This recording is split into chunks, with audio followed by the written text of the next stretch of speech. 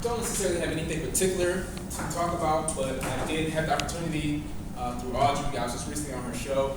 She mentioned there might be a possibility for a third speaker. I reached out to Ken, and he said, "Yeah, come on, talk about your film and things like that." So, first off, thank you for letting me come and talk a little about it. And I thought I would try to intertwine a few principles because I'm the same way. I listen to a lot of things. I read a lot of books. Jim Rohn, Les Brown, things like that. So I was listening to Jim Rohn and took a few notes. So I thought I would say a few things and see if I can kind of relate it to my film and help people as I help myself be able to speak a little bit. And by the way, I joined Toastmasters a few years back, so I really enjoyed getting up and speaking to people. I'm definitely rusty now because this was at least 2-3 years ago. But I do want to get back in there because I do love it. I enjoy it. I think it's a powerful tool. So speaking of powerful tools, first thing I want to say is that the reason why I enjoy filmmaking is because to me it's a powerful tool. Because filmmaking is storytelling. And I think the best way that we learn is through story. When you look at the Bible, what you have is a lot of stories. And when you listen to different music, it's interesting too because music kind of hits you too. It kind of touches your soul. It also makes you memorize things and people are always familiar with what they listened to before. So I think film is interesting because you kind of intertwine the music, the visual, the story, and you just have this one powerful message. And to me, since it is so powerful, it should be used the right way. And it's not a knock to say anybody in Hollywood is not doing it the right way. It's entertainment and you should enjoy it, and that's part of why I do it, because I do want to entertain people. But for me, it's bigger than that, and it's also about inspiring people. So the name of my film company is called Inspired Pictures, and started this about 5 or 6 years ago, actually doing the films. But prior to that, I was doing a lot of films for people, helping out, improving things like that. And obviously before that, as I mentioned, been doing video production for many years. But to kind of get into some of the messages that Jim Rohn talked about, the first one, of course, was purpose. And I know we touched on that a little bit during the meeting. And for me, I do enjoy doing video production with clients.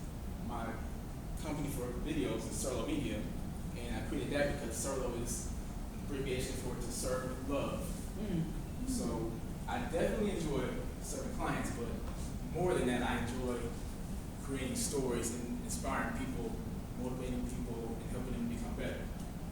So for me, purpose, that really struck me because over the past few years now, I've just been so in love with filmmaking and being able to tell stories, to be able to do this, and I just couldn't imagine doing anything else. This is like it's God. It's wonderful. Definitely a blessing. But one of the other points that he made was confidence.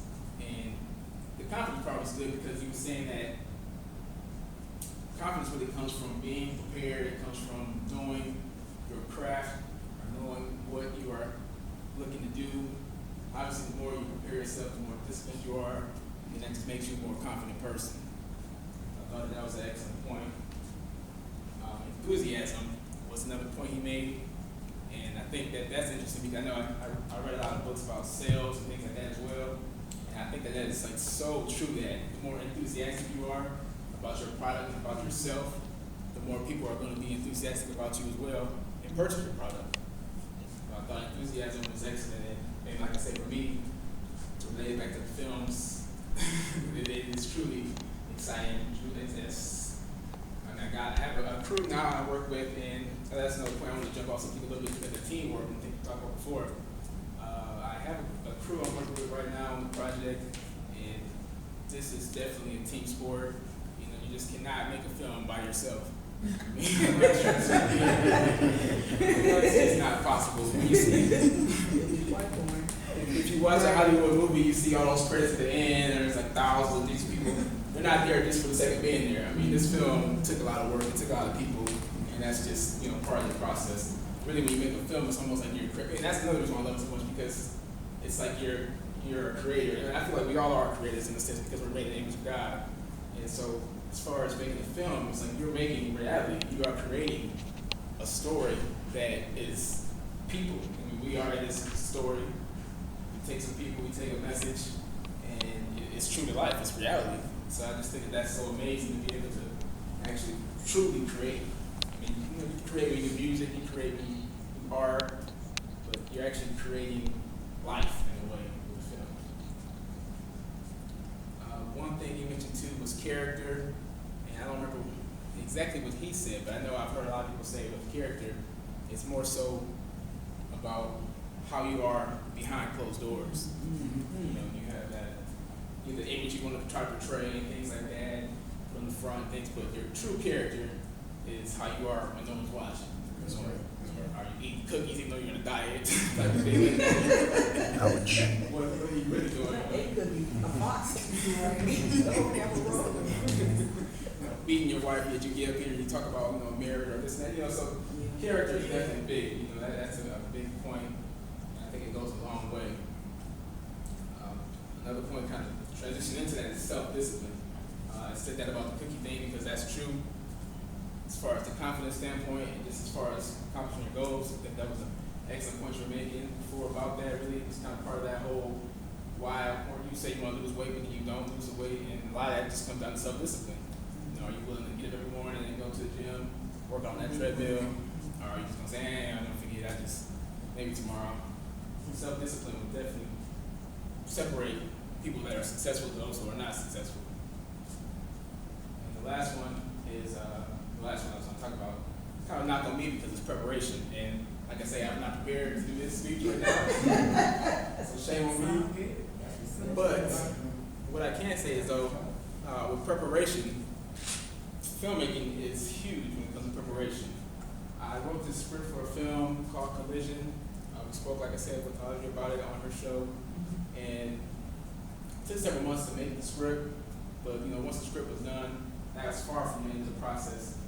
Right now, we're in something called pre-production, and this has been going on for months now as well. And pre-production involves, like I said, getting that crew together, getting the cast together, holding auditions, creating a shot list so that you can know what you're going to be shooting for the different scenes, breaking down all these different elements and aspects. There's something called a storyboard. And what you do with the storyboard is you want to figure out what each side's going to look like. You want to know where your camera's going to be at. You want to know who's going to be in the shot. Is it a high angle, low angle? How many people are speaking? What are they saying? And so it's a complete breakdown of your actual script in a more visual form. And so that's another process we're doing. Speaking in the finance and things like that, the budget, we've working on that.